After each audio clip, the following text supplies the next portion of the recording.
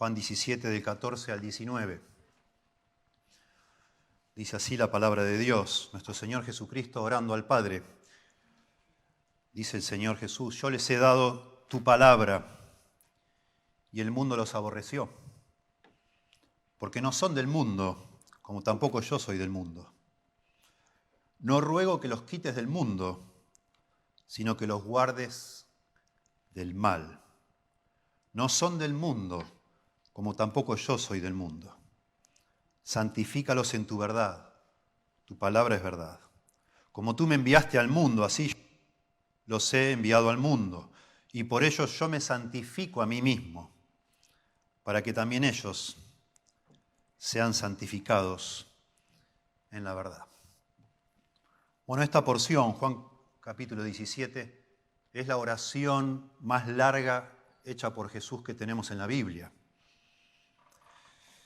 No solo es la oración más larga, sino que si usted mira en su Biblia, apenas termina esta oración, dice que Jesús salió y fue arrestado.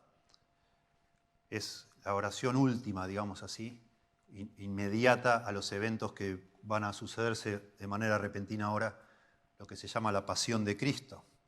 Ellos están en el aposento alto, comienza eso en Juan 13, está con los discípulos, le lava los pies, Judas se va para traicionarlo, él da todo un discurso de despedida realmente, diciendo que él los va a dejar.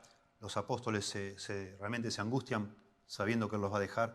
Entonces el Señor también les da un discurso tremendamente profundo y precioso sobre la venida del Espíritu Santo. Al salir Jesús de este mundo, él iba a enviar otro consolador, el Espíritu Santo.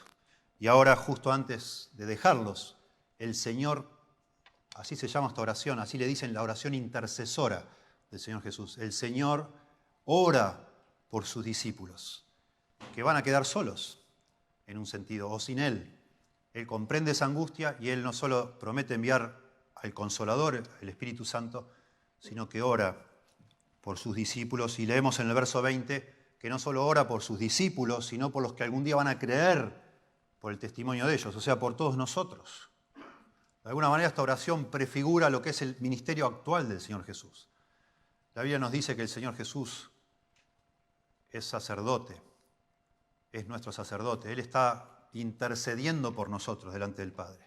Y este es el modelo precioso que nos ayuda a comprender por qué ora el Señor, por nosotros. Oró por sus discípulos, sus apóstoles, y ora por cada uno de sus hijos, los creyentes, a lo largo de todo este tiempo. Dice un escritor antiguo: no ha habido intento de describir esta oración que le hiciera justicia, que lograra reflejar su emoción, su carácter humano y a la vez tan elevado, y su tono armonioso que entremezcla la ternura con la expectación de una victoria aplastante. A veces personas tienen la tendencia a pensar que porque esta es la oración justo antes que lo prendan a Jesús y lo lleven a todo ese juicio falso para matarlo, que de alguna manera hay tristeza en esta oración. Nada que ver. Es como dice este escritor que acabo de leer: acá hay una expectativa de una victoria aplastante. Esta oración en realidad está hecha aquí para darnos gozo a nosotros. Noten ustedes cómo dice, verso 13, pero ahora voy a ti, le dice al Padre, y hablo esto en el mundo para que tengan mi gozo cumplido en sí mismos. El Señor nos deja esta oración para que nos gocemos con la certeza de saber nosotros, sus hijos, de que a pesar que estamos en el mundo donde estamos sufriendo cierta persecución, el Padre nos guarda, el Hijo intercede por nosotros. Dios está obrando y la victoria es segura por lo que hizo el Jesucristo en la cruz y porque nos ha a nosotros sacado de este mundo, dice acá, para de alguna manera sacado en un sentido, llamados de entre este mundo para que estando en el mundo seamos nosotros sus testigos.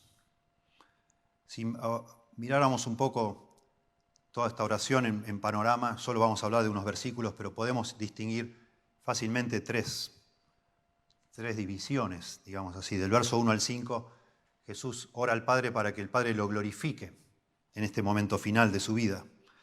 Versículos 6 al 19, que es donde está nuestra porción, ora por los discípulos que están ahí con él en ese momento, en ese aposento.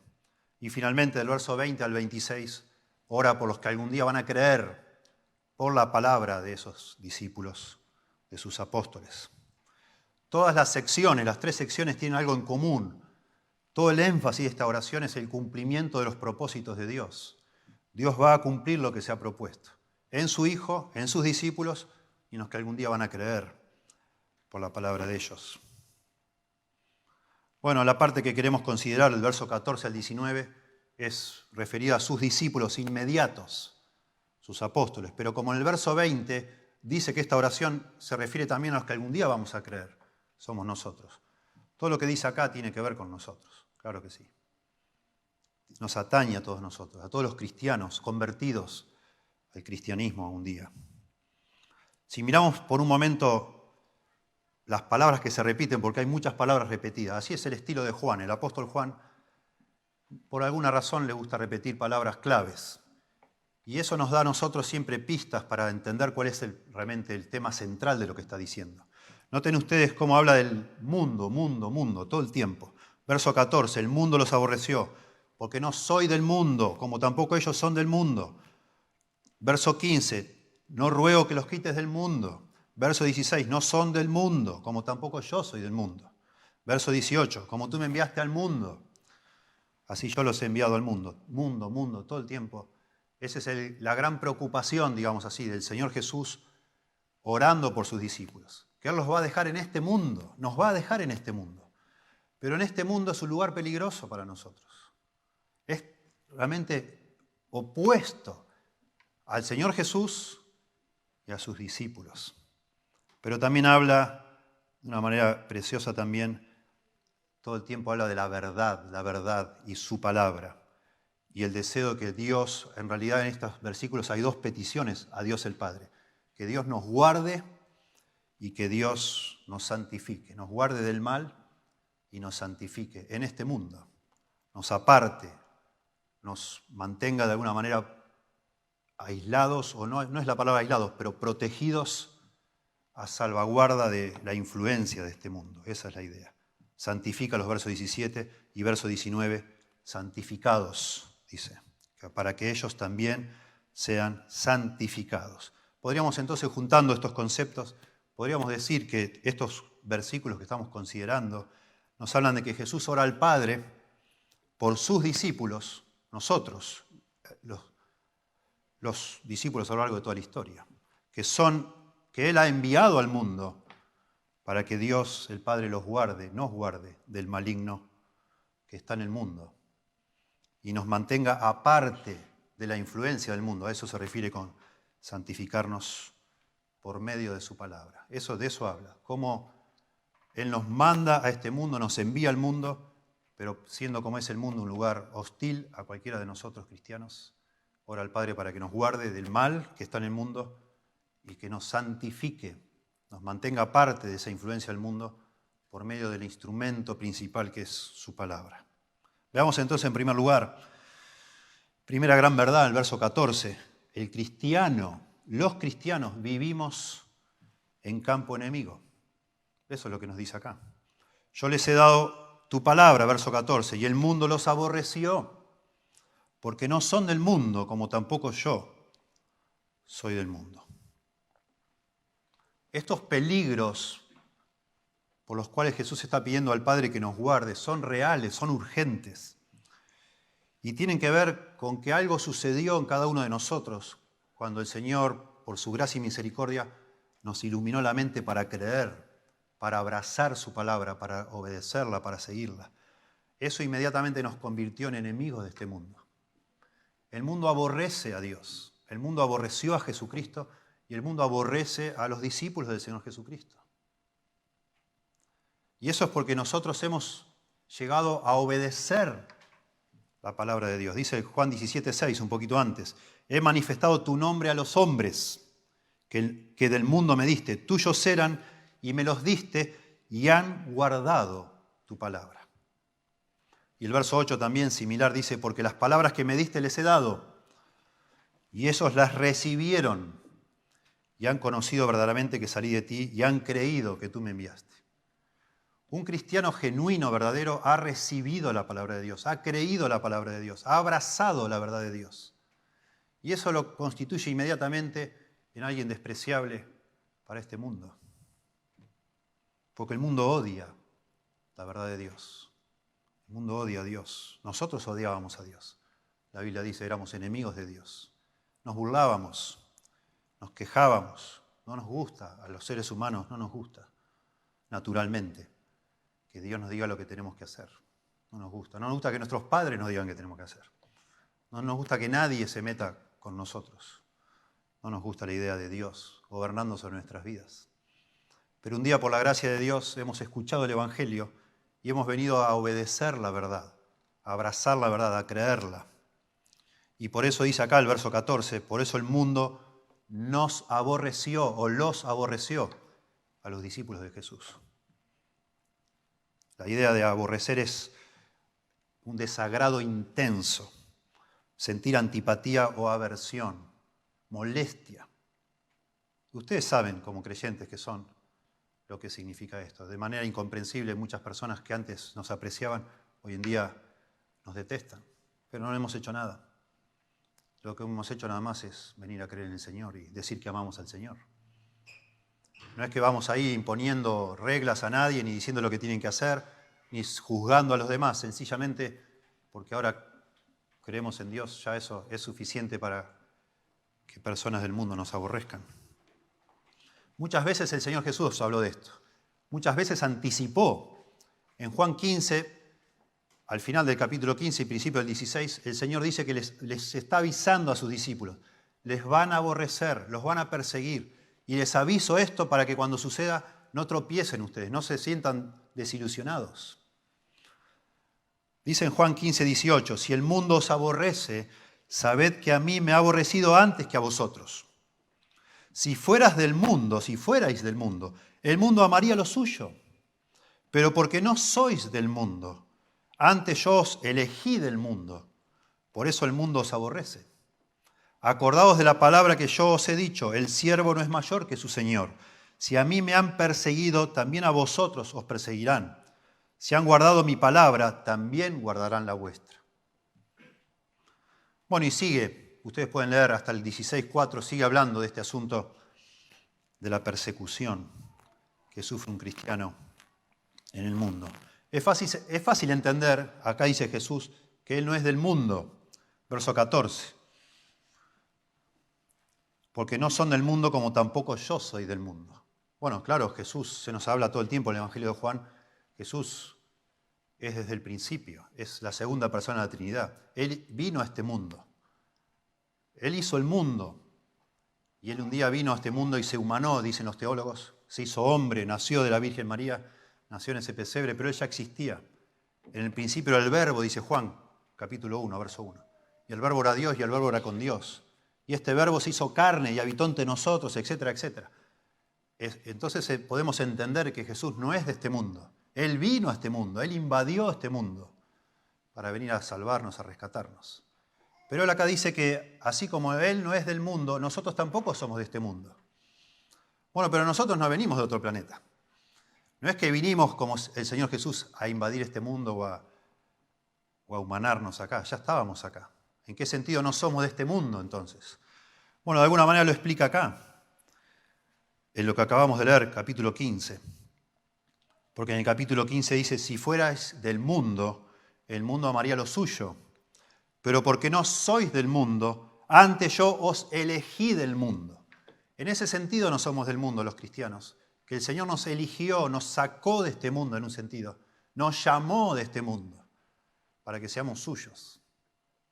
Eso es lo que significa la palabra iglesia, en griego eklesia, son los llamados fuera. El Señor ha llamado a un pueblo suyo, que es su iglesia, a salir de este mundo. Él nos ha escogido de entre el mundo y ahora, como se acuerdan ustedes en Juan 3 cuando hablaba Jesús con Nicodemo y le decía a Nicodemo, es necesario nacer de nuevo para ver el reino de los cielos. Un día el Señor operó en nosotros lo que se llama la regeneración, nos hizo nacer de nuevo, nos hizo nacer de lo alto y en ese sentido ya no somos de este mundo. se nos ha impartido una nueva naturaleza, que es una naturaleza celestial. Y pertenecemos ya al reino de Dios, que es el reino de los cielos, no es el reino de este mundo. Cuando Pedro sacó la espada y quiso defender a Jesús, dijo, no, momento. Nosotros no peleamos así. Nuestro reino no es de este mundo. Nosotros estamos mirando otros asuntos, otras realidades celestiales, eternas, invisibles. Y por eso el mundo nos aborrece, dice Jesús, porque no somos ya parte de ellos. Si fuéramos igual a ellos, nos amarían.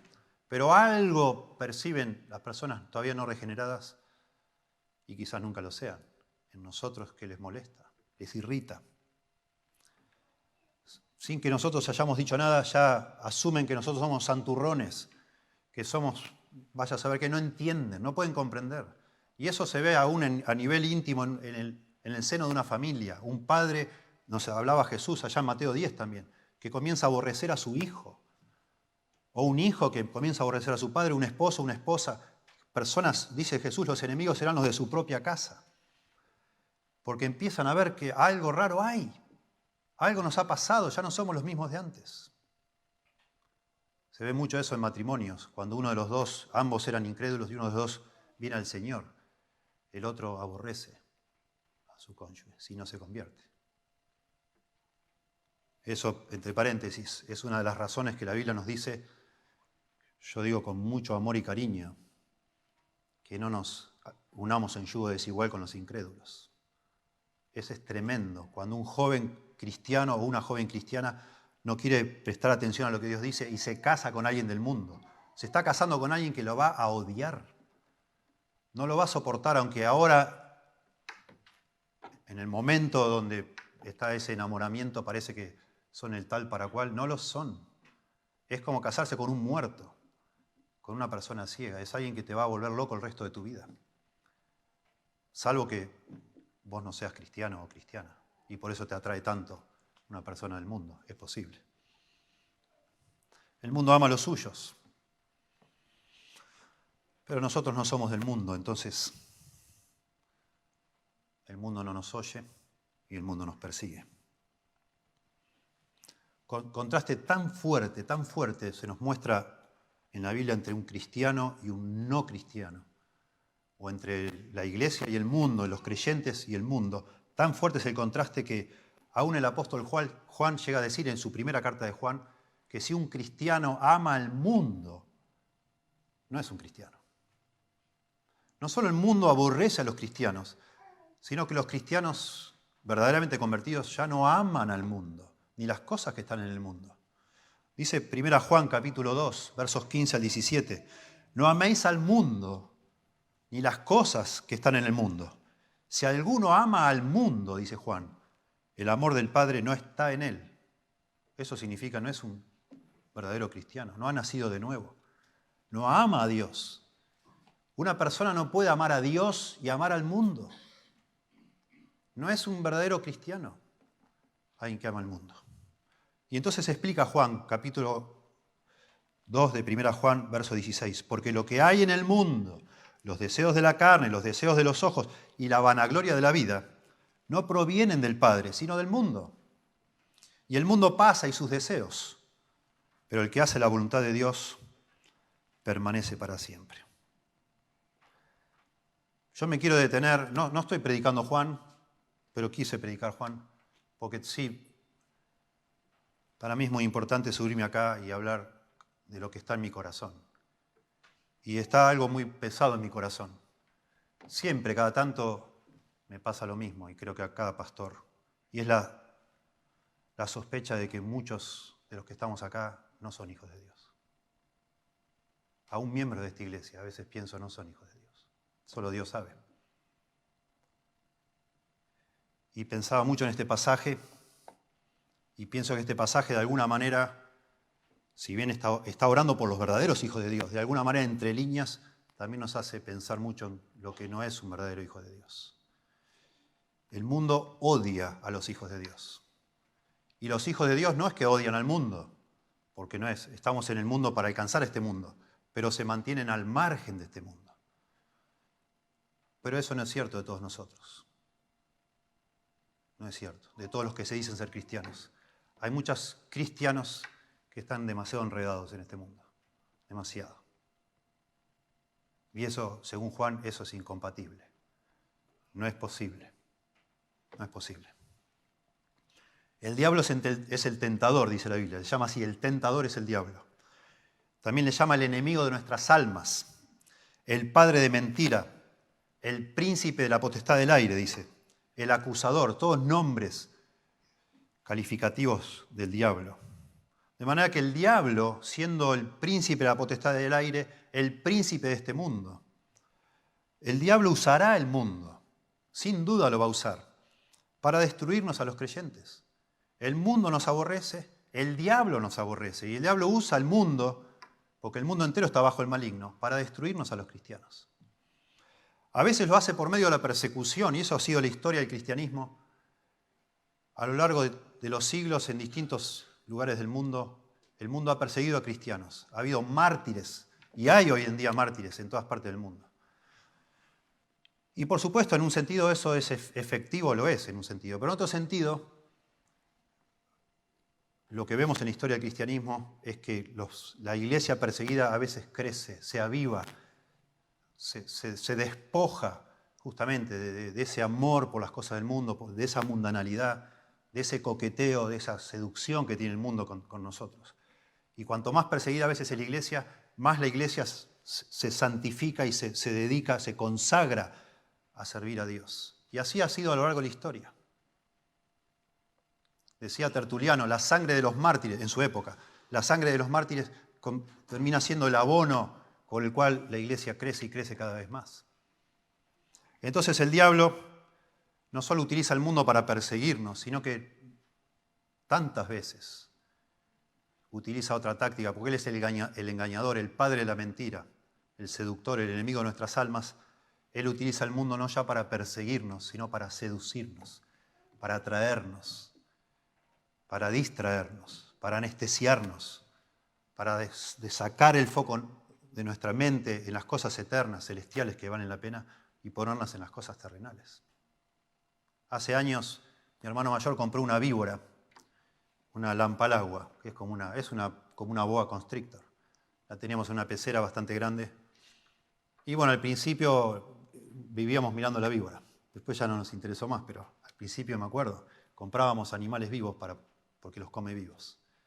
Y yo no me olvido más la primera vez que vi, cuando mi hermano compró un ratón y tiró dentro de la pecera. Y el ratón estaba, pero estresado, palpitando, nervioso, iba de un lado al otro, se arrinconaba, se lo veía poco menos que se le veía latir el corazón, y la víbora parecía un pedazo de madera, ni se movía. Después de un rato se fue tranquilizando el ratón, como si al final no pasaba nada ahí. Por supuesto, tienen instintos, se darán cuenta. Al fin el ratón parecía que era su pecera. Y bueno, en ese momento la víbora lo agarró y se lo comió. Pensaba en el diablo, como es la serpiente antigua, dice la Biblia.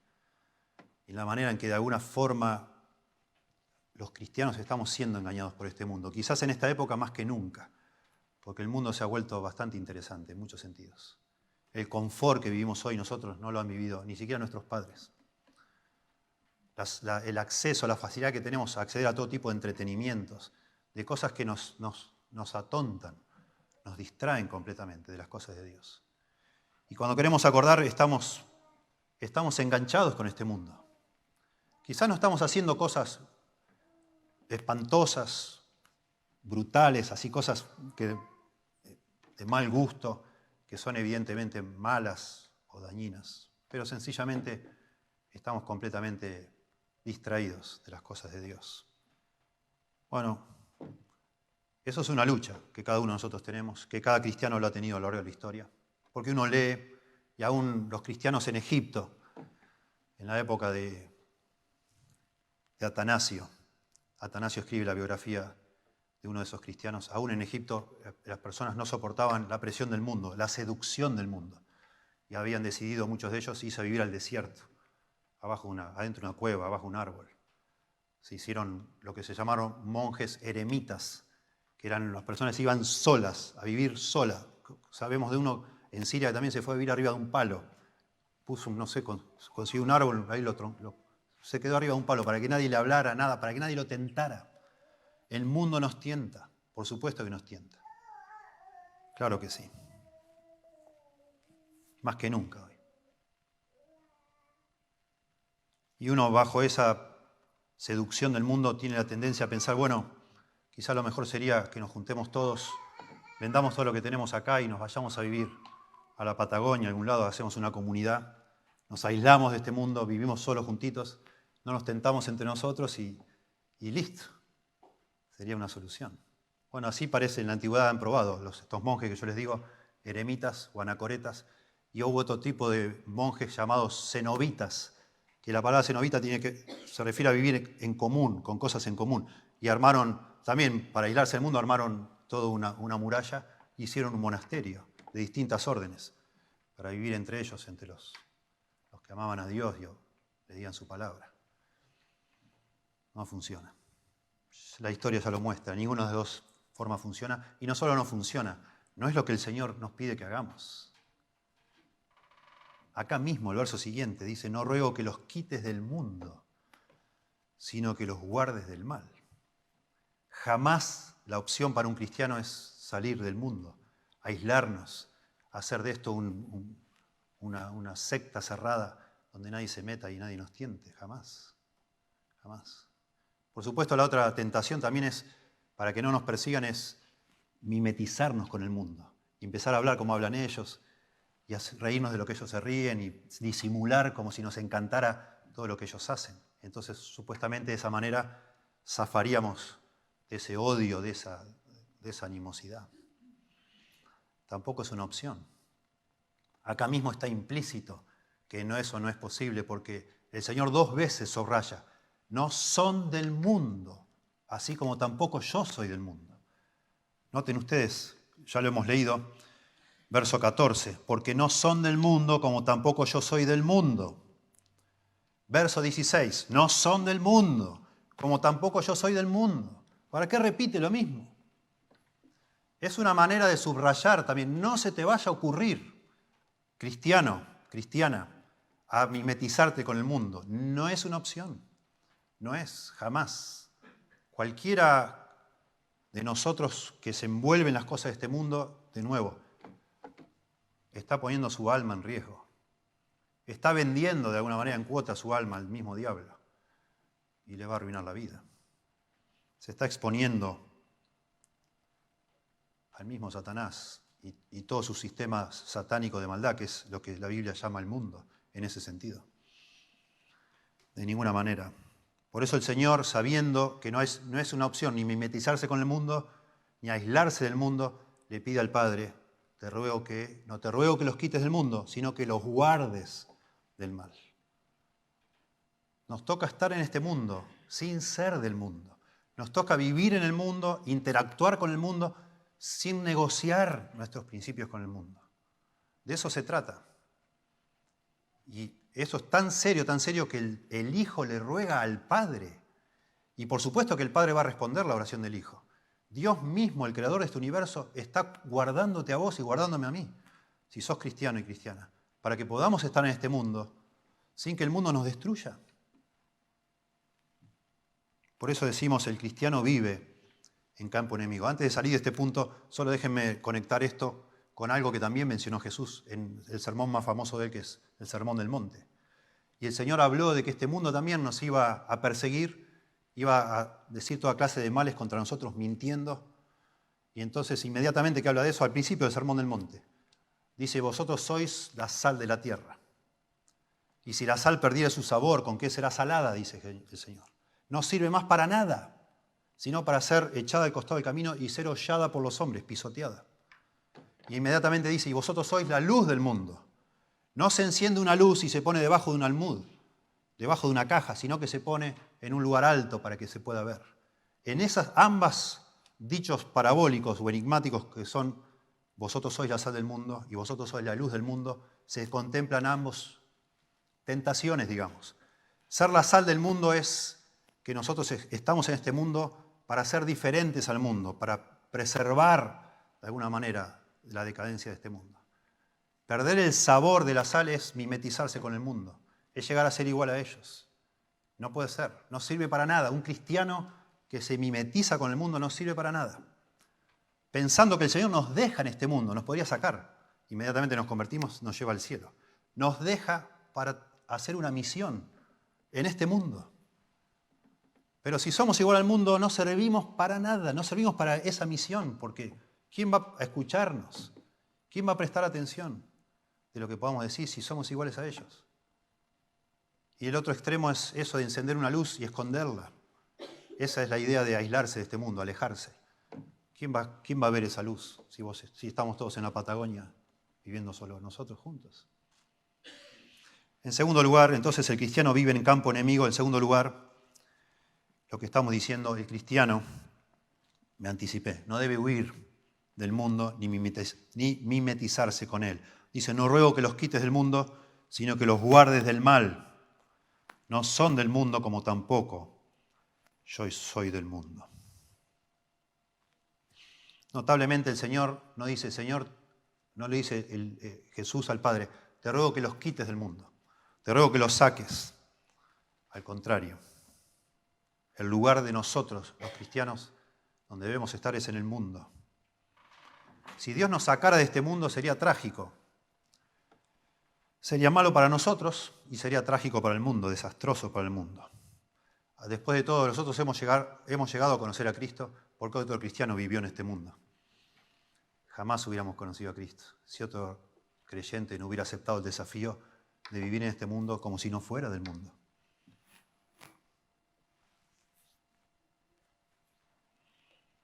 Interesante que dice que los guardes del mal.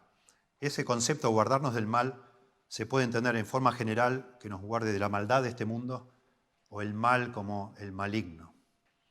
La mayoría de los comentaristas, de los estudiosos, creen que se refiere a que Dios nos guarde del maligno. Parecido a la oración que llamamos el Padre Nuestro, la oración modelo, Mateo 6:13. Y no nos metas en tentación, mas líbranos del mal, es líbranos del maligno. Que nos libre el Señor, que nos guarde. El Señor nos guarda de este mundo, nos protege de todo lo que pueda hacernos el mundo y nos guarda, por supuesto, del príncipe de este mundo, el maligno. Imagínense ustedes, si no fuera el caso. No tenemos ni idea del poder que tiene Satanás. No sabemos. No sabemos. Si Dios no nos guardara, por supuesto, nosotros no podríamos sobrevivir jamás a las acechanzas del diablo, a sus persecuciones, al deseo de destruirnos. Dice Juan, en 1 Juan 5:18, sabemos que todo aquel que es nacido de Dios no practica el pecado, pues aquel que fue engendrado por Dios le guarda, Dios le guarda, y el maligno no le toca. Sabemos que somos de Dios, dice Juan, y el mundo entero está bajo el maligno. Nos promete acá Juan, porque Dios nos guarda, el maligno no nos toca. Eso lo vemos de una manera hermosa en el libro de Job. El diablo pidiendo permiso a Dios para tocar a Job, si no, no lo puede tocar.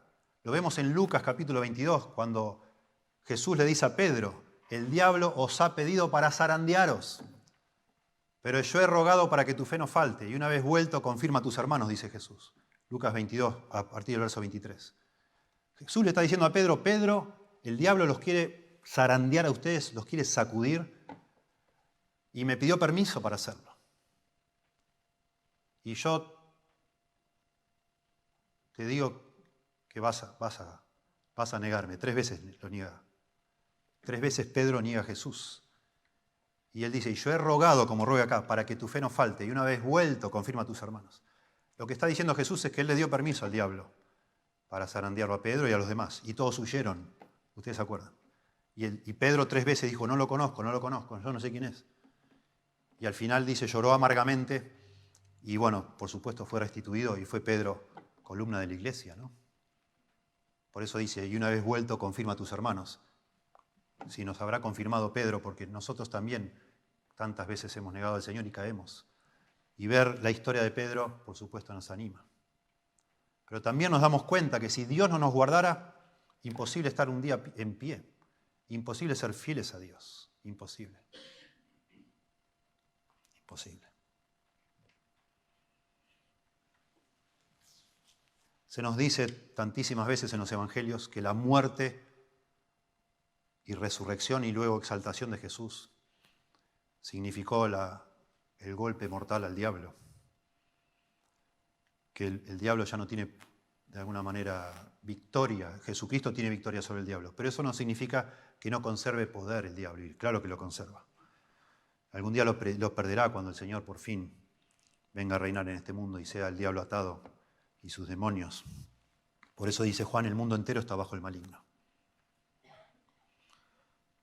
Entonces los cristianos nos toca a nosotros ni retirarnos del mundo, ni confundirnos con el mundo, ni hacernos parecer al mundo, sino mantenernos firmes con la ayuda del Señor en este mundo, con su protección, su cuidado. El Señor nos guarda del mal. En tercer lugar, verso 17. Dijimos que el cristiano vive en el campo enemigo, verso 14. El cristiano no debe huir del mundo ni mimetizarse con él, ni confundirse con él. En tercer lugar, el cristiano puede vivir en el mundo sin ser igual al mundo por el poder santificador de la palabra. El Dios nos guarda por medio del poder que tiene su palabra. El instrumento que Dios usa para mantenernos a nosotros apartados del mundo, en el sentido de no ser influenciados por el mundo, es el poder que tiene su palabra. Por supuesto, implícito está que el Dios nos guarda, el Hijo intercede por nosotros, pero el instrumento que Dios usa para cumplir con esto, para asegurarse que nosotros vamos a estar en el mundo sin ser del mundo, es su palabra. Por eso dice el verso 17, santifícalos en tu verdad. Tu palabra es verdad. A eso se refiere cuando dice santifícalos. Santificar. La palabra santo tiene muchos significados en la Biblia. Cuando se refiere a Dios, se refiere a que Dios es diferente a todo, es único, es el otro, como dicen algunos teólogos. Pero cuando después se utiliza la palabra santo para referirse a otras personas u objetos que no son Dios, se refiere a algo que está apartado para el uso de Dios. Sí, el templo es santo en el sentido que el templo ha sido apartado para Dios. Los sacerdotes eran santos o santificados, apartados para Dios. Los sacrificios santificados, apartados para Dios. Cuando habla de que nosotros seamos santificados, que el Señor nos santifique con su verdad, con su palabra, se refiere a que nos aparte para Él, para sus propósitos, para sus objetivos.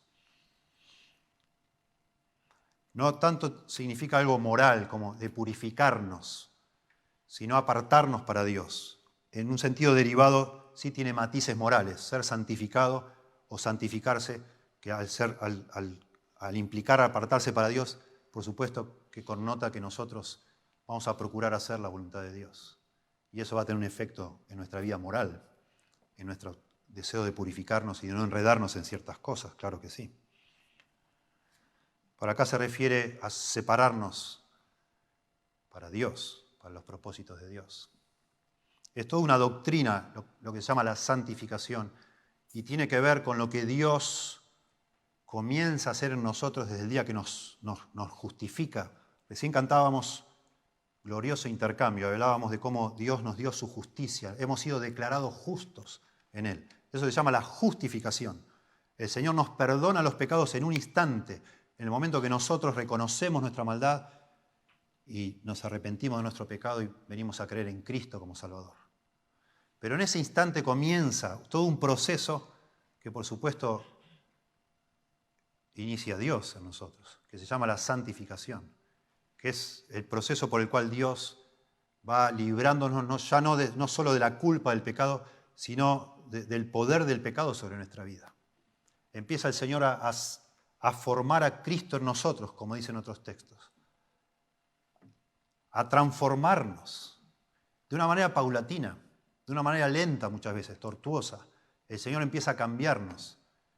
El Espíritu Santo que se nos da en el momento de la salvación empieza a obrar en nosotros, lo que se llama la santificación, en hacernos más semejantes a Dios. Y el instrumento que Dios usa para eso, el principal instrumento, según leemos en las Escrituras, es la Biblia, su palabra. La palabra de Dios va transformando la manera que pensamos, la manera que vemos, que creemos, que entendemos las cosas. Y eso va transformando nuestra conducta. Y eso nos va separando de alguna manera para Dios.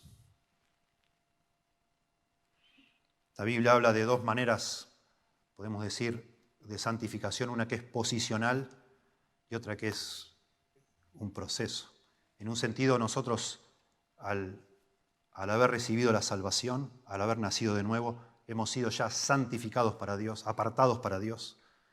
Pero en otro sentido eso se va desarrollando en la vida de un creyente a medida que va obedeciendo al Señor, que va leyendo su palabra, la va abrazando, la va obedeciendo y practicando. El Señor empieza a cambiarnos. Un teólogo hace años dijo, recuerdo, un ejemplo muy interesante de cómo es esto, cómo funciona esto, que en un sentido ya somos santos y en un sentido estamos llegando a ser santos. En un sentido hemos sido ya santificados. Eso lo pueden ver en 1 Corintios 1. Ahí habla así. Y él te decía, imagínense que te compras un helado que te encanta y ves venir un amigo que es un pedigüeño, vos ya sabés que te va a pedir de tu propio helado. Entonces se te ocurre, para que no te pida, santificar tu helado. Entonces agarrás con la lengua y le pasás la lengua por todo el helado. Y tu amigo lo ve. Y si venía pensando en pedirte, ya no te pide nada porque ese helado ya está santificado para vos. ¿Quién te va a pedir un helado así? Pero todavía no te lo comiste. Pero ya está de alguna manera declarado, apartado para vos. Y en el momento que conversás con tu amigo, no sé, se compra un helado, vaya a saber qué hace, te lo vas comiendo cucharita a cucharita, entonces sí vas llevando a la práctica lo que ya de alguna manera habías hecho al apartarlo para vos, paso a paso, bocado a bocado hasta que al final te lo terminás. De alguna manera así es nuestra salvación. El Señor al momento de salvarnos, de justificarnos, nos apartó para Él porque es inseparable la justificación con la santificación. Ninguno de nosotros que ha sido justificado puede decir, bueno, todavía no quiero ser santificado. Algún día lo voy a hacer. No, ya empezó. Ya Dios comenzó a santificarte. Empezó a transformarte. Empezó a separarte ahora, digamos, pedazo a pedazo, en la medida que vos vas creciendo en lo que se llama la vida cristiana. Y hasta que por fin un día, en el momento de morir, el Señor completará. Como dice Filipenses 1:6, el que ha comenzado en vosotros la buena obra, la perfeccionará hasta el día de Cristo. El Señor algún día terminará de quitar todo pecado, todo vestigio de pecado de nuestra vida, y eso será cuando por fin estemos con Él en el cielo. Seremos semejantes a Él. Pero en esta tierra es imposible. Pero esto es muy importante, de nuevo, por lo que estamos en esta oración, esto es muy importante. Noten ustedes, el Señor no está largándonos a nosotros al frente de batalla y a ver cómo nos va, y bueno, ojalá te vaya bien, que Dios te bendiga, ojalá no te disparen, no te maten, no te hagan nada. No. El Señor nos dice, los envío al mundo, el mundo los aborrece, los odia, en el mundo está el maligno y yo los envío al mundo, pero un cristiano, genuinamente cristiano, que ha sido salvado de sus pecados, ha sido perdonado de sus pecados y Dios está obrando en él por medio del Espíritu Santo, ese cristiano va a sobrevivir en el mundo, porque Dios le guarda del mal, del maligno, y porque Dios le santifica por medio de su palabra, que es la verdad del Evangelio, en contraste con todo el engaño y la mentira orquestada que hay en este mundo, porque este mundo es cartón pintado, como me gusta decir a mí. Todo el sistema de este mundo está de alguna manera dirigido por el más grande de los engañadores, que te hace sentir que es maravilloso para vos, pero no es verdad. No es verdad. Que hace creer a la gente que Dios, hacerse cristiano, es como arruinarte la vida, como quitarte todo placer y toda posibilidad de disfrutar, como si fuera que el mundo este tuviera tanto para darte. No tiene nada para darte, como Dios tiene. Por eso dice, santifícalos en tu verdad. Tu palabra es verdad. La verdad del Evangelio, la verdad de Dios. Eso nos va cambiando. Eso nos va santificando. Lo contrario, ser mundano, el corazón de alguna forma de la mundanalidad, es justamente la negación de la verdad, la supresión de la verdad, es es el rechazo de la palabra de Dios, de la verdad de Dios.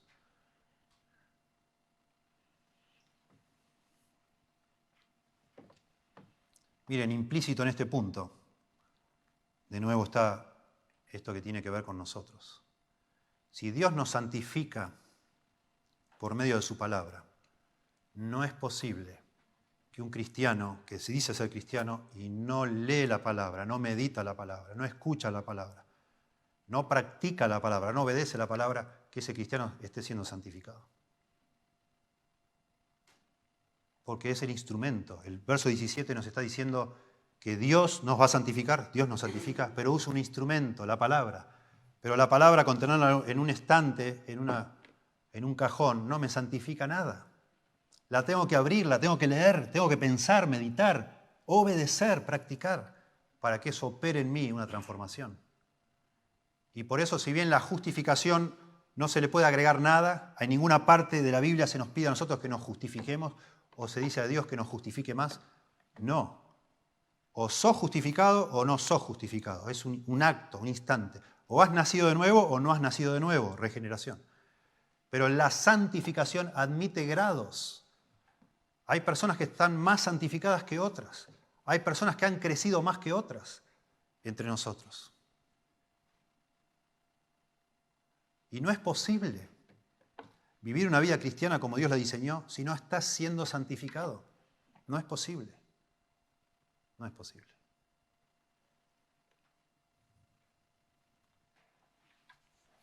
En cuarto lugar, verso 18, el cristiano, nosotros, vivimos en el mundo con una misión. Noten cómo dice el Señor, verso 18, como tú me enviaste al mundo, así yo los he enviado al mundo. Acá nos da a entender por qué razón no quiere que seamos quitados del mundo. Porque así como Dios el Padre envió a Cristo al mundo para conquistar la salvación, para pagar por nuestros pecados, así dice, yo los he enviado al mundo, no para que muramos por nadie, no en el mismo sentido de la obra que hizo Cristo, pero sí para continuar esa obra, en el sentido de nosotros ser los portadores de ese mensaje de salvación. Es decir, que la razón por la que el Señor nos deja en este mundo es para extender el Evangelio. Para eso estamos acá, soportando todo lo que soportamos. Porque no cabe duda que el cielo es mucho mejor, muchísimo mejor.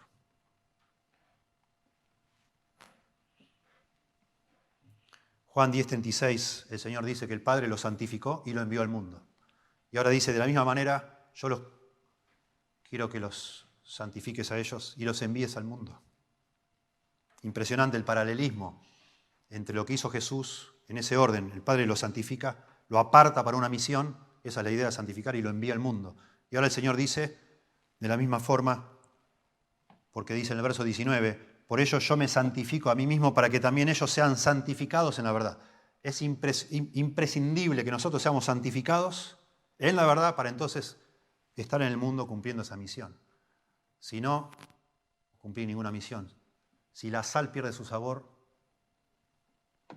no sirve más para nada. Si nosotros cristianos estamos en este mundo y no estamos siendo santificados, no hay nada que podamos hacer. Somos inútiles.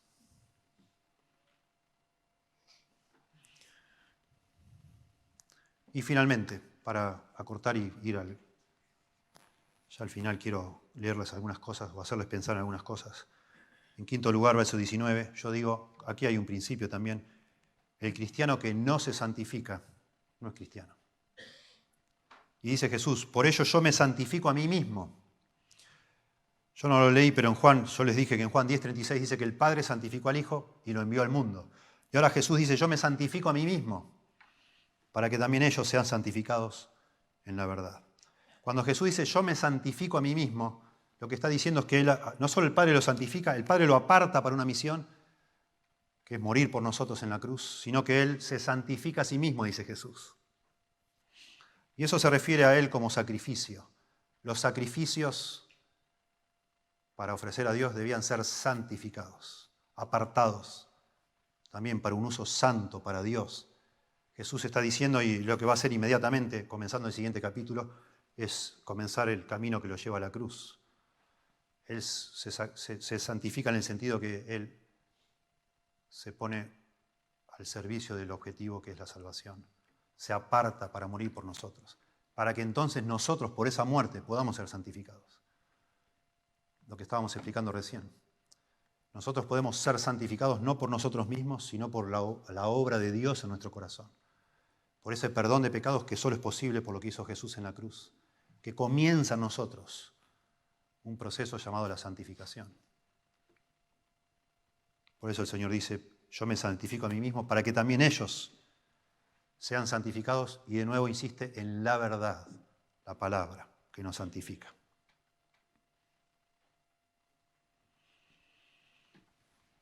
Déjenme terminar toda esta explicación haciéndonos pensar en la santificación, en el concepto teológico de la santificación. La voluntad de Dios es vuestra santificación, dice 1 Tesalonicenses 4:3, hace muy poquito acá se explicó ese pasaje. La santificación, decimos, es la obra espiritual que hace el Señor Jesús por medio del Espíritu Santo en cada uno de nosotros convertidos, salvos, para transformarnos, apartarnos para Dios, ahora ya, digamos así, como dijimos, bocado a bocado, paso a paso, hasta llevarnos a la gloria ya sin pecado. El Señor Jesús no vivió y murió y resucitó solamente para perdonarnos los pecados y nada más, sino para producir en nosotros una transformación, una nueva vida, para librarnos de ese poder de pecado y eventualmente en el futuro, cuando nos toque ir con el Señor, ya ser sin pecados. El Señor hizo una obra completa en nosotros. Cualquier persona que crea que es posible ser perdonado de pecados por la obra de Cristo en la cruz y seguir viviendo en el pecado como si nada, se equivoca, se engaña a sí mismo de una manera trágica. Tal persona nunca va a entrar al cielo. A pesar de que intelectualmente crea que Cristo murió por él o por ella.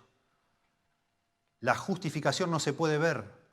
Vos no podés ver si yo soy justificado o no. Yo no puedo ver si vos fuiste o no fuiste justificado. Pero la santificación sí es visible.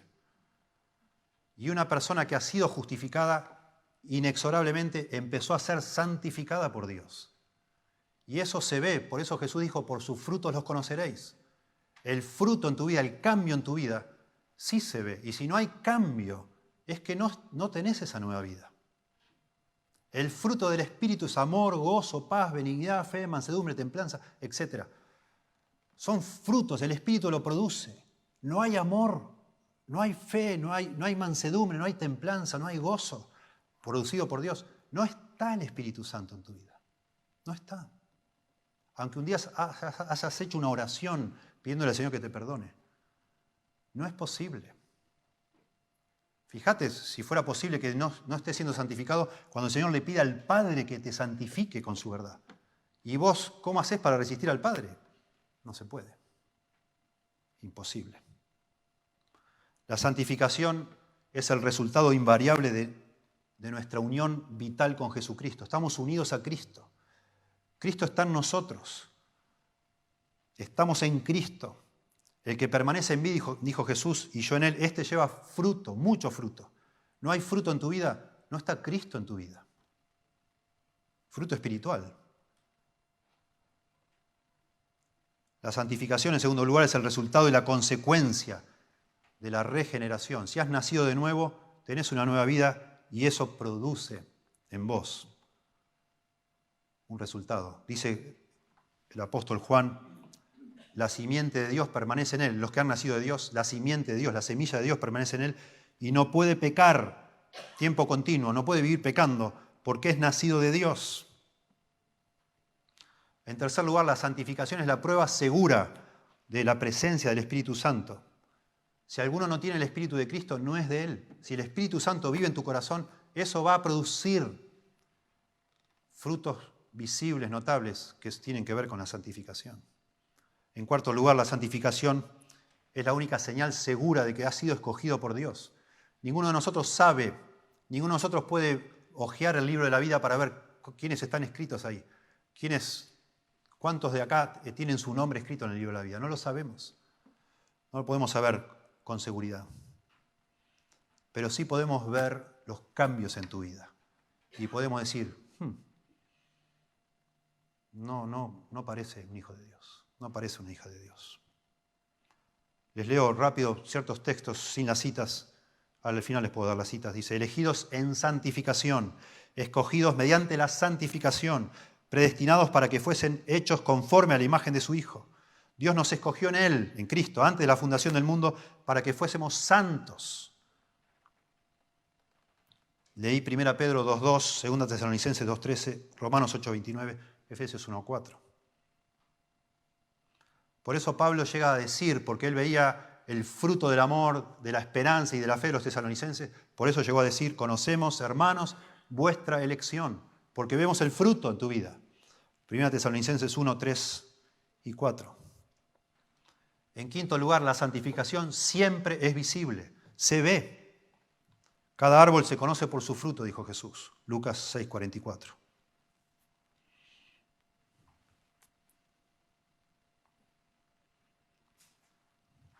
Dijo alguien, un santo, entre comillas, en el que no se advierte más que mundanalidad y pecado, es un tipo de monstruo que no hallamos en la Biblia.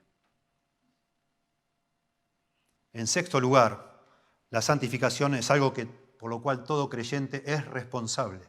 Además de que Dios está obrando en nosotros la santificación, se nos manda a nosotros colaborar con Dios en nuestra santificación. Por eso hay tantos mandatos en todas las epístolas. Nosotros debemos hacer nuestra parte, abrir la Biblia, leer las Escrituras, meditar, como dijimos, orar, congregarnos en una iglesia, escuchar la palabra de Dios predicada, etc. Somos responsables de eso. Y eso determina la diferencia entre algunos que hemos madurado más y otros que hemos madurado menos a lo largo de los años, de la misma quizá tiempo de que el Señor nos ha salvado. En séptimo lugar, la santificación es susceptible de crecer y desarrollarse. Eso también está implícito en la Biblia. Personas que crecen en la gracia y el conocimiento de Dios. Los tesalonicenses que ya son salvos, ya Dios sabe que dice que son escogidos, que están siendo santificados, dice que abundéis más y más. Porque se puede seguir creciendo, se puede amar siempre un poco más, se puede tener más paciencia, se puede tener más gozo.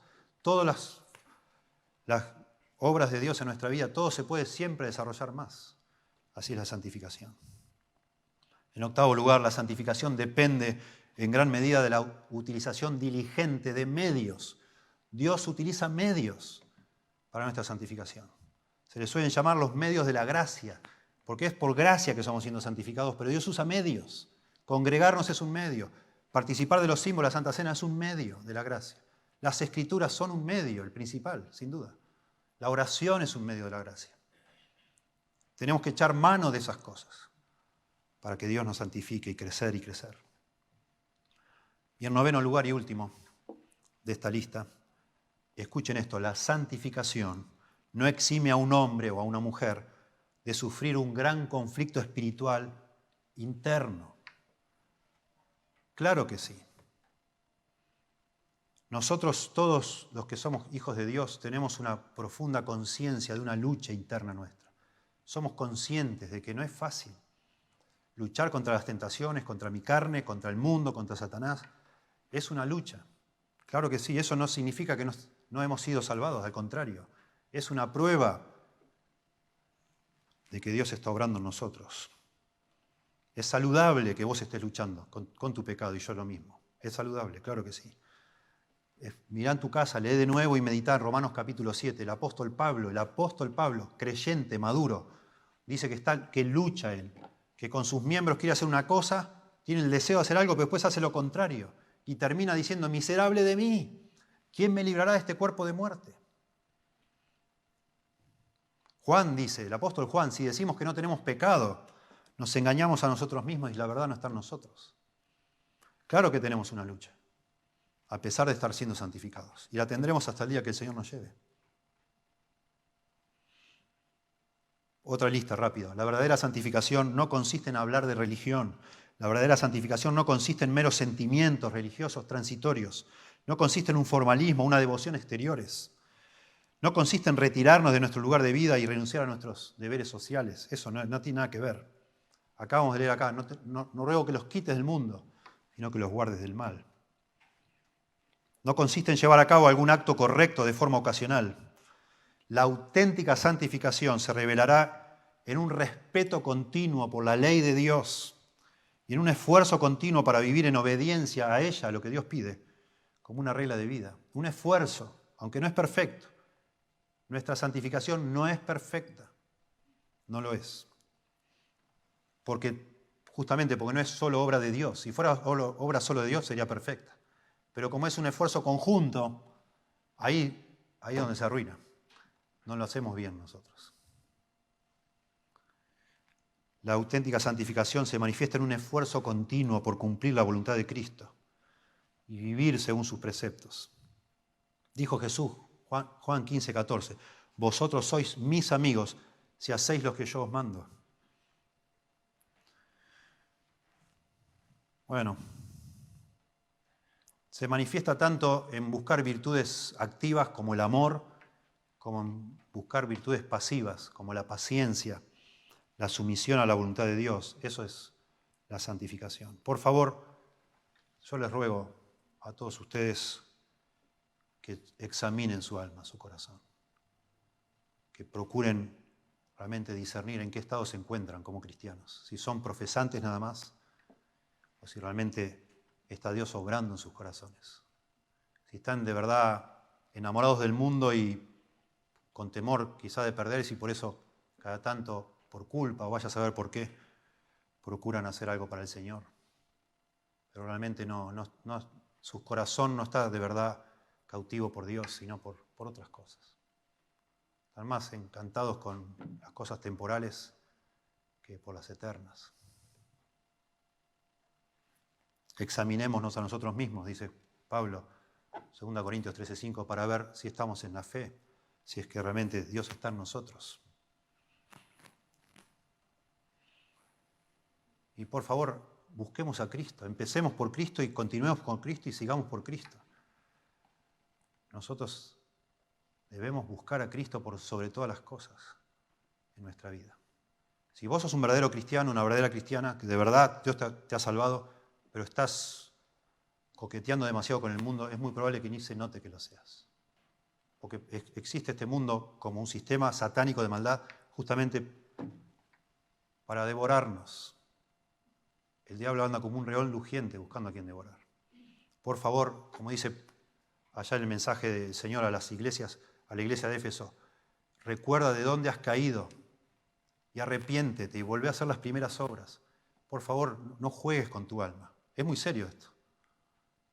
La Biblia dice que el que no persevera hasta el fin, ese no es salvo. No porque la salvación dependa de vos, sino porque si vos no perseverás hasta el fin es que nunca fuiste salvo.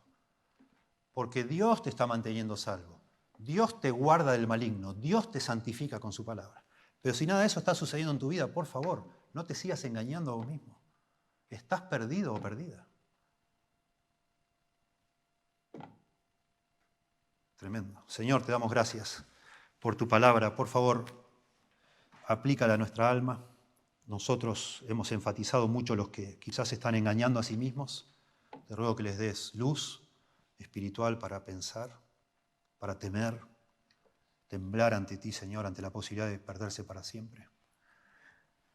También ruego por los que aún no han reconocido nunca sus pecados, no han entendido que la cruz, la muerte tuya en la cruz es para salvación, que tú has sido el sustituto perfecto para salvarnos, que por favor también tú obres dándoles temor, discernimiento de que tú eres el único Salvador y que